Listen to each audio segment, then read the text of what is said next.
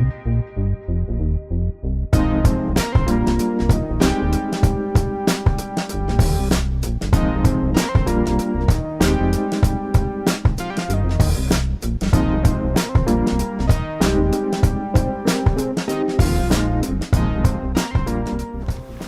going to explore with Daquan and his wife Bay what makes marriages successful. So I'm going to ask them a few questions and they're going to answer those questions. But first, before we get into the questions, what makes your marriage successful? I've learned to say yes. You just keep it simple? I just keep it simple. Hey, whatever you like. We have a lot of fun, enjoy one another, and say yes. Yeah. Oh, so you both learn to say yes to each other? No, we truly enjoy one another, right? We both have as our goal, ultimately, to glorify God by way of enjoying one another, right? I've learned that it's my duty to lay down my life for my bride, just as Christ laid down his life for the church. And I think we're both easygoing people. He's definitely not hard to please. What do you want for dinner? He don't care. He don't. Food. Where do you want to go? He don't care. Out. So I think that's a big part of it too. Okay. We're dealing with this COVID-19. How are you guys handling it? I think not well, in part because I like staying in the house, and for me, and in all honesty, right, it's becoming the thing that I like the most. We're told that we have to stay in. I'm cool with that. If we were told that we had to go out, I would have a problem then.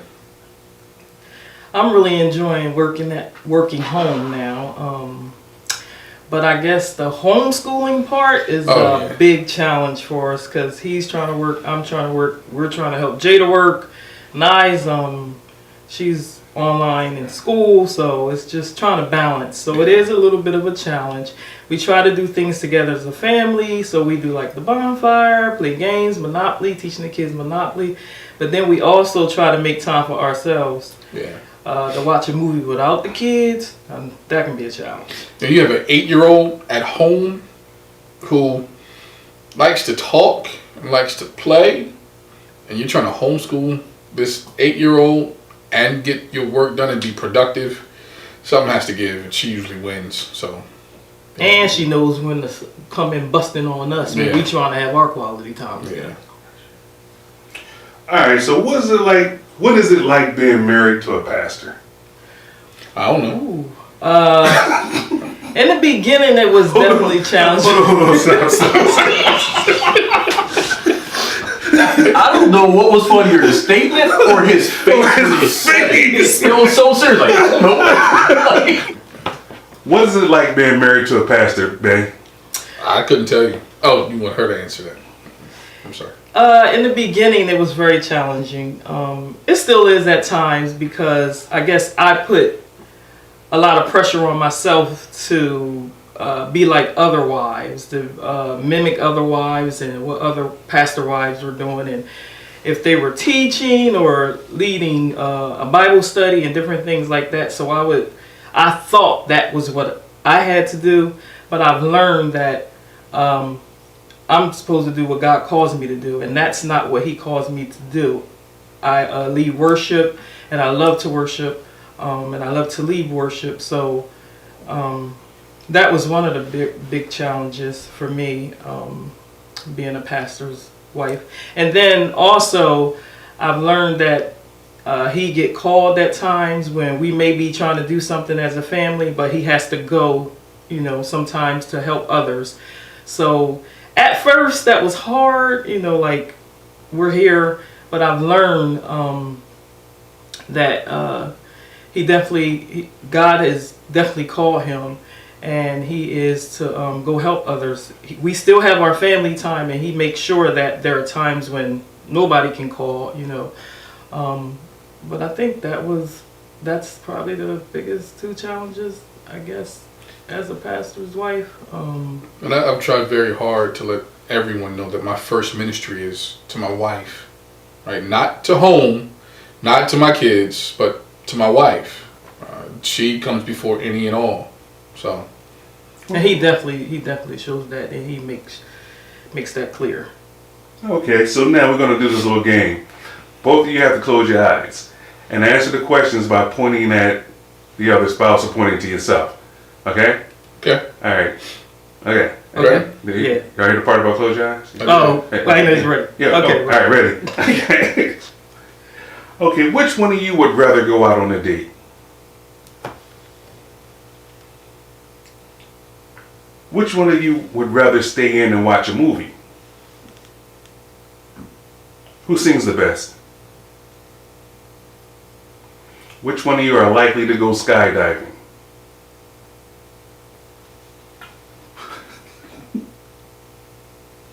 Which one of you are likely to go out dancing? Or which one of you are likely to complain about the temperature in the house? Which one of you are likely to misplace your keys? Which one of you balances work and family life the best? Who cooks the best? Who is the first to show public displays of affection?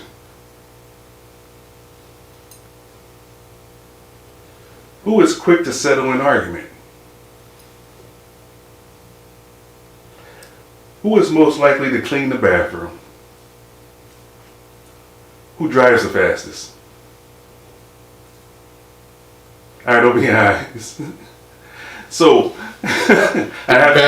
Stay married. Yeah, that's what I want to know. It's a tie. And both of you guys are good. How many we get that was different?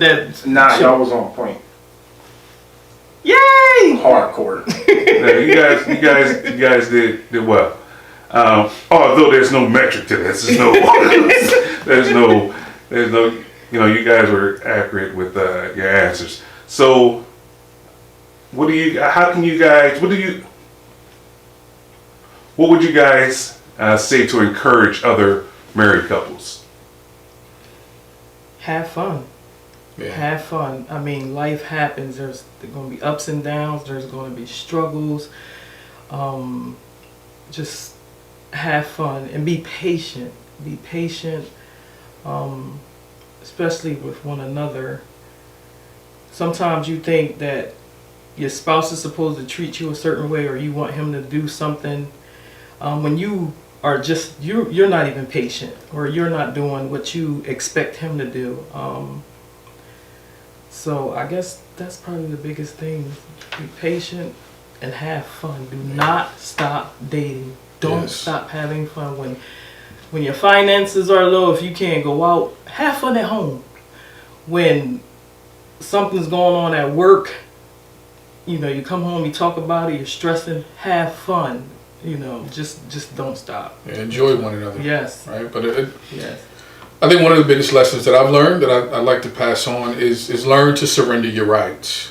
Right? We all believe that we have the right to be right. We all believe that we have the right to be nurtured. We all believe that we have all of these other rights, and marriage tends to work best when you surrender those rights for the sake of your spouse and not expect them to surrender their rights. In other words, give it all up, lay it all down, so that your spouse is loved and knows that they are loved. I think y'all kind of went over it, but my question was, how do you find a balance in work, family, like basically what y'all was talking about, even with being home, like how y'all were just saying it was kind of difficult, but when on a normal, you being a pastor, having all the work you have to do, how do you find the balance to give your wife the time she needs along with your children and still be productive with work and being a pastor? Yeah. I think balance is a myth. Okay. Right? That there is no true balance.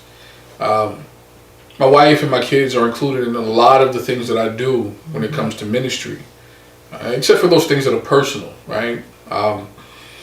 if I need to go to the hospital because someone is ill or sick, I'll ask my wife if she wants to come, right? If it's applicable, right? If it makes sense. I'll go over my sermon and I'll include my kids. I'll let my kids hear it or my wife hear it. A lot of the stories I tell, I get from home. I just remove some of the names, right? Remove the guilty parties. But there is no true balance. There is no 50-50 split. I just make sure that the bulk of my time and my talent and my energy is spent home first.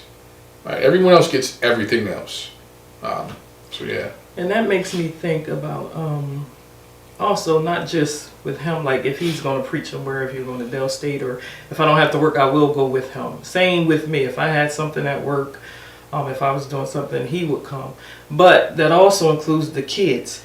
We would go to Nye's volleyball practice. Like some parents be like, you go to the practice? Yes, as a family, not just the game. We went to practice together.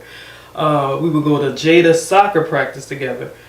We just like to be family and be together, and I know like a lot of people don't do that. I see sometimes where the husband they'll go to basketball, and that's fine too, but for us, we go together, we do things together, and not just us two, but we also include the kids, and like I said, not just to the games or the tournaments, but we go to practice. Mm-hmm. And even sometimes when we used to go to the practice, Nye's volleyball practice, everybody would be like, there's the Gibsons, like at volleyball practice.